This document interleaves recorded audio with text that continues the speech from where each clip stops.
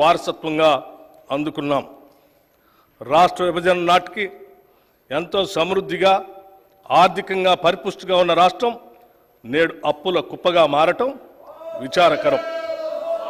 కనీసం రాష్ట్ర ప్రభుత్వ ఉద్యోగుల వేతనాల చెల్లింపులకు, పెన్షన్ చెల్లింపులకు కటకటలాడి సరైన కాలంలో చెల్లించకపోవటం వారి ఆర్థిక క్రమశిక్షణ రాహిత్యానికి, ప్రజా సంక్షేమంపై నిర్లక్ష్యానికి మచ్చుతునక మాత్రమే. ఇటువంటి నిర్లక్ష్య వైఖరి వలన అటు ఉద్యోగులు, పెన్షనర్లు మాత్రమే కాక సామాన్య ప్రజలు, ప్రభుత్వ పథకాలపై ఆధారపడిన అభాగ్యులు, పేద ప్రజలు చెప్పుకోలేని కష్టాలు పడ్డారు.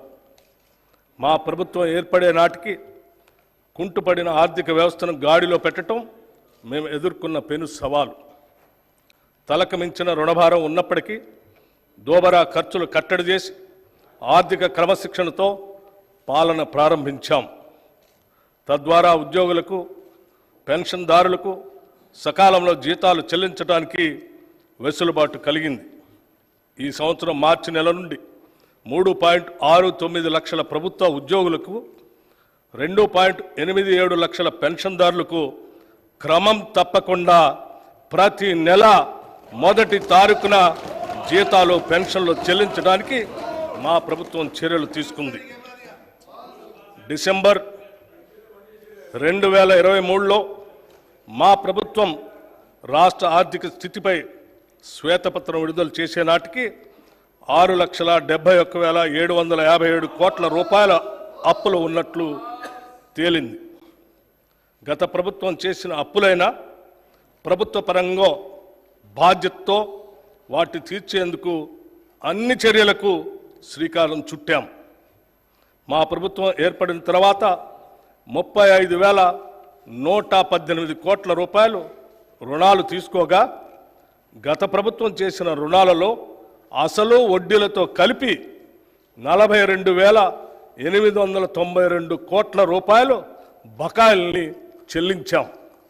అంటే మా ప్రభుత్వం తీసుకున్న రుణాల కన్నా 7,774 కోట్ల రూపాయలు ఎక్కువగా రుణాలు ఈ కొద్ది నెలల్లోనే చెల్లించడం ద్వారా మా చిత్తశుద్ధి అర్థమవుతుంది.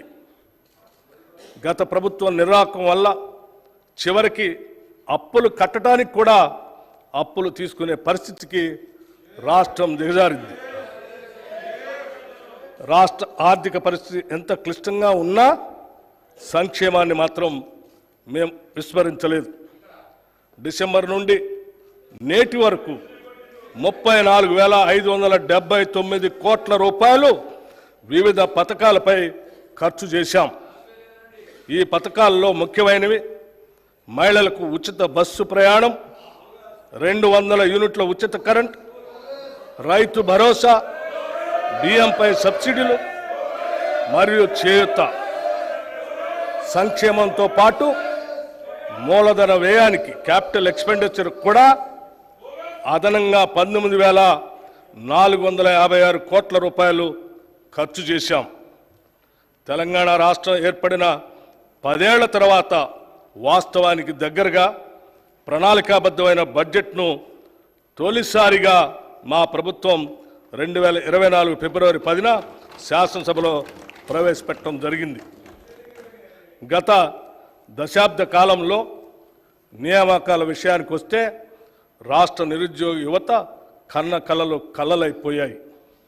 కొత్త ఉద్యోగాలు సృష్టించమనే మాట ఉంచితే ఉన్న ఉద్యోగాల నియామక ప్రక్రియల్లో గత ప్రభుత్వం చూపించిన అలసత్వం, నిర్లక్ష్యం కారణంగా నిరుద్యోగ యువత ఆశలు అడుగంటిపోయాయి.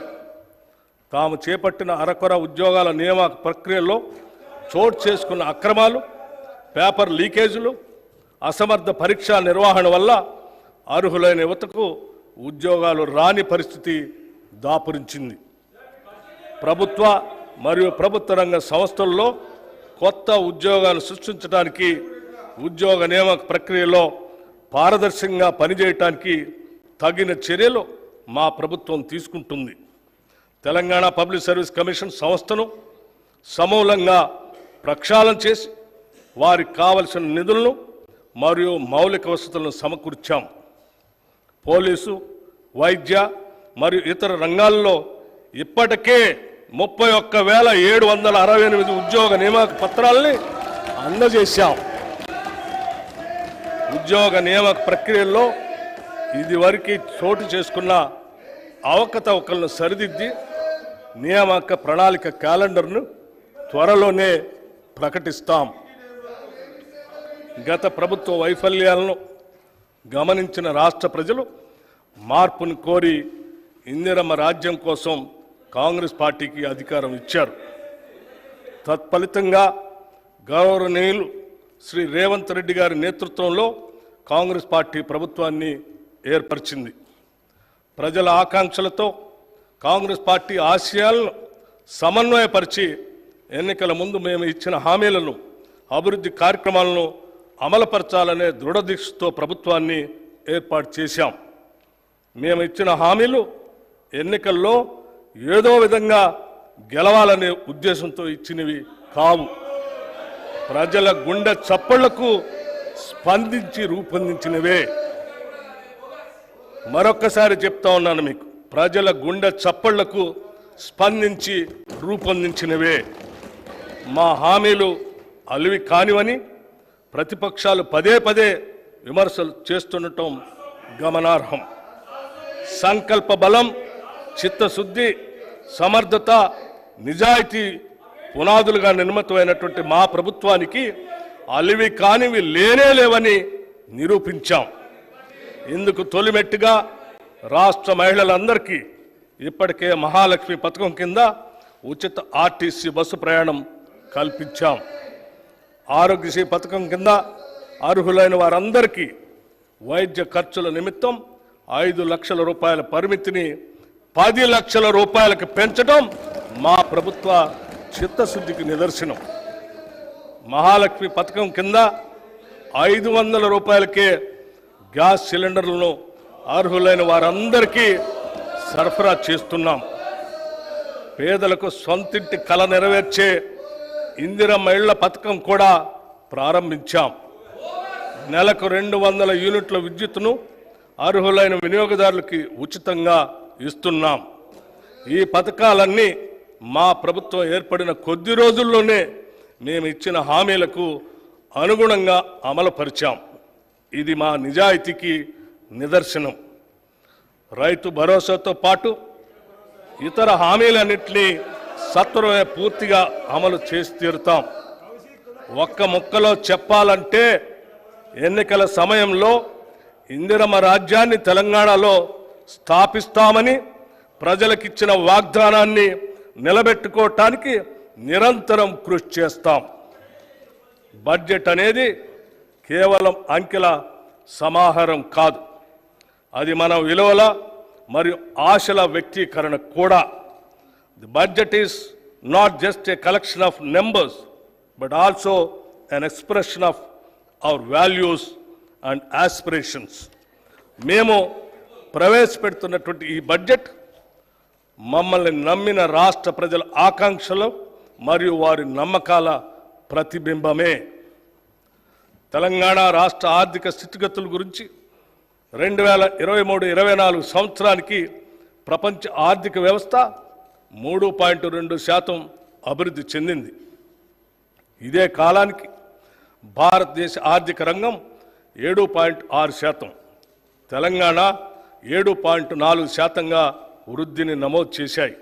అంటే గత సంవత్సరంలో తెలంగాణ వృద్ధి రేటు జాతీయ వృద్ధి రేటు కన్నా తక్కువ అని గమనించాలి. 2023-24 ఆర్థిక సంవత్సరంలో తెలంగాణ స్థూల రాష్ట్ర దేశీయ ఉత్పత్తి జిఎస్డిపి ప్రస్తుత ధరల ఆధారంగా లెక్కిస్తే 14,63,963 కోట్ల రూపాయలు. గత సంవత్సరంతో పోలిస్తే 11.9% వృద్ధి రేటు నమోదైంది.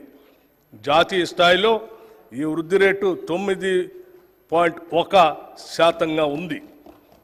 ఆదాయ వృద్ధితో పోల్చినప్పుడు పెరిగిన రుణం వల్ల ఖర్చుల కోసం ప్రభుత్వం రుణాలపై భారీగా ఆధారపడిందన్న విషయం స్పష్టమవుతా ఉంది. ఇటువంటి పరిస్థితి ఆర్థిక సుస్థిరతకు ప్రమాదం కలిగించేటువంటి అవకాశం ఉంది. ఆదాయాన్ని మించి రుణం నిరంతరంగా పెరుగుతుందంటే కఠోర ఆర్థిక సంస్కరణలు తీసుకురాని పక్షంలో తెలంగాణ ఆర్థిక స్వస్థత ప్రమాదంలో పడుతుంది. దాన్ని నివారించాలంటే ఆర్థిక వ్యయాన్ని ఆదాయాన్ని సమన్వయపరిచే చర్యలు తీసుకోవాల్సినటువంటి అవసరం ఉంది. 2023-24 సంవత్సరంలో ప్రస్తుత ధరల ప్రకారం రాష్ట్ర తలసరి ఆదాయం 3,47,299 రూపాయలు. జాతీయ తలసరి ఆదాయం 1,83,236 రూపాయలు. దీనితో పోలిస్తే తెలంగాణ తలసరి ఆదాయం 1,64,063 రూపాయలు ఎక్కువగా ఉంది. కానీ అదే సమయంలో తలసరి ఆదాయ స్థాయిల్లో జిల్లాల మధ్య తీవ్రమైన అంతరం కూడా ఉంది. ఉదాహరణకి రంగారెడ్డి జిల్లా తలసరి ఆదాయం 9,46,862 రూపాయలు కాగా వికారాబాద్ జిల్లా తలసరి ఆదాయం 1,80,241 రూపాయలు. దీనిని బట్టి వివిధ జిల్లాల మధ్య ఆర్థిక అభివృద్ధి సమాన స్థాయిలో లేదని తెలుస్తూ ఉంది. రాష్ట్రంలోని జిల్లాల మధ్య ఉన్న ఆదాయంలో అంతరాలని తగ్గించడానికి మా ప్రభుత్వం విధానాలను రూపొందించి అమలుపరుస్తూ ఉంది. 2023-24లో తెలంగాణలో జోడింపబడిన స్థూల విలువల్లో గ్రాస్ వాల్యూ యాడెడ్లో సేవల రంగం ద్వారా 65.7%, పారిశ్రామిక రంగం ద్వారా 18.5%, వ్యవసాయ మరియు అనుబంధ రంగాల ద్వారా 15.8% సమకూరుతుంది. ప్రస్తుత ధరల ప్రకారం 2022-23తో పోల్చినప్పుడు 2023-24 వ్యవసాయ మరియు అనుబంధ రంగాల జోడింపబడిన స్థూల విలువ 4% వృద్ధి చెందింది. రాష్ట్ర జనాభాలో 47.3% మంది ప్రజలు ఈ రంగంపైనే ఆధారపడి జీవిస్తున్నందువల్ల తెలంగాణలో జీవన ప్రమాణాలను పెంచడానికి ఈ రంగం యొక్క ఆర్థిక ప్రగతి అత్యంత కీలకం.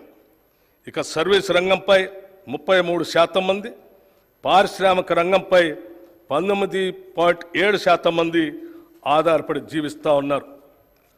జాతీయ సగటుతో పోల్చినప్పుడు తెలంగాణలో శ్రమ కార్మిక శక్తి భాగస్వామ్య rate, labour force participation rate అధికంగా ఉంది.